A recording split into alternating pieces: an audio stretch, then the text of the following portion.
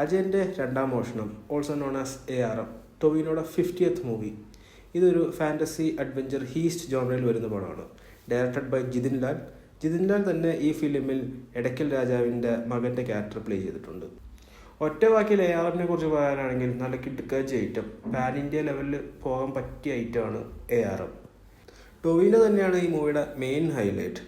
3 time ലൈനിലുള്ള 3 ക്യാരക്ടേഴ്സിനെയാണ് Tovino ഈ ഫിലിമിൽ play ചെയ്യുന്നത്.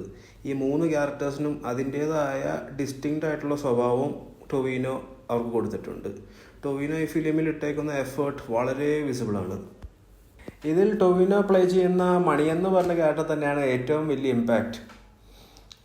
ആ പുള്ളിയുടെ ഫിസിക്കാണെങ്കിലും പുള്ളിയുടെ മേക്കപ്പ് ആണെങ്കിലും അത് ARM ഫിലിമിനെ വളരെ നല്ല രീതിയിൽ തന്നെയാണ് അത് എലിവേറ്റ് ചെയ്യുന്നതും. ഇതിൽ ഫാൻറ്റസിയും റിയലിസയും നല്ല രീതിയിലാണ് ബ്ലെൻഡ് ചെയ്യുന്നത്. അതുകൊണ്ട് ആ ഫിലിമിൽ നടക്കുന്ന സംഭവങ്ങൾ നമുക്ക് വിശ്വസിക്കാനും ഭയങ്കര എളുപ്പമാണ്. ഇതിൻ്റെ വേൾഡ് ബിൽഡിംഗ് നല്ല രീതിക്കാണ് കൊണ്ടുപോയിരിക്കുന്നത്. ഹരിപുരത്തെ ആളുകൾ, അവിടുത്തെ രീതികൾ, അവിടുത്തെ ബിലീഫ്സ് എല്ലാം നല്ല രീതിക്കാണ് ഫിലിമിൽ ഷോക്കേസ് ചെയ്തിരിക്കുന്നത്. ടെക്നിക്കൽ ആസ്പെക്ട്സിനെ കുറിച്ച് പറയുകയാണെങ്കിൽ ഡെബ്യൂ ഡയറക്ഷൻ ആണെങ്കിലും ജിതിൻ്റെ നല്ല എഫേർട്ടാണ് ഈ മൂവിയിൽ ഇട്ടേക്കുന്നത്. ഫിലിമിൻ്റെ ഓരോ സീൻസിനെ എലിവേറ്റ് ചെയ്യുന്ന രീതിയിലാണ് ദെബു നൈന തോമസിൻ്റെ BGM. പിന്നെ ഹരിപുരത്തിൻ്റെ വേൾഡ് ബിൽഡിങ്ങിനെ ഹെൽപ്പ് ചെയ്യുന്ന രീതിയിലാണ് സിനിമാറ്റോഗ്രഫിയും. ഇതിൽ മറ്റ് സപ്പോർട്ടിംഗ് ക്യാരക്ടേഴ്സായിട്ട് പ്ലേ ചെയ്യുന്നത് അജയൻ്റെ അമ്മയായിട്ട് രോഹിണി, അജയൻ്റെ ലവ് ഇൻട്രസ്റ്റ് ആയിട്ട് കൃതി ഷെട്ടി.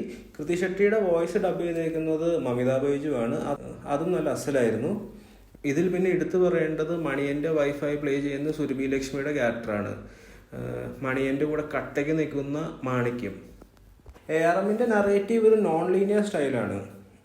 എന്നാലും കഥയിൽ അവിടെ ഇവിടേക്കോ എന്തൊക്കെയോ ഇൻകൺസിസ്റ്റൻസീസ് ഫീൽ ചെയ്യുന്നുണ്ടായിരുന്നു. റൈറ്റിംഗ് ചില പോയിന്റിൽ ഒരു സെക്കൻഡ് ഹാഫിൽ എത്തുമ്പോൾ റൈറ്റിംഗ് വീക്കായ പോലെ തോന്നിയായിരുന്നു. പടത്തിലാണെങ്കിലും കുറേ ലൂസൻസ് ഉള്ളതുപോലെ തോന്നി.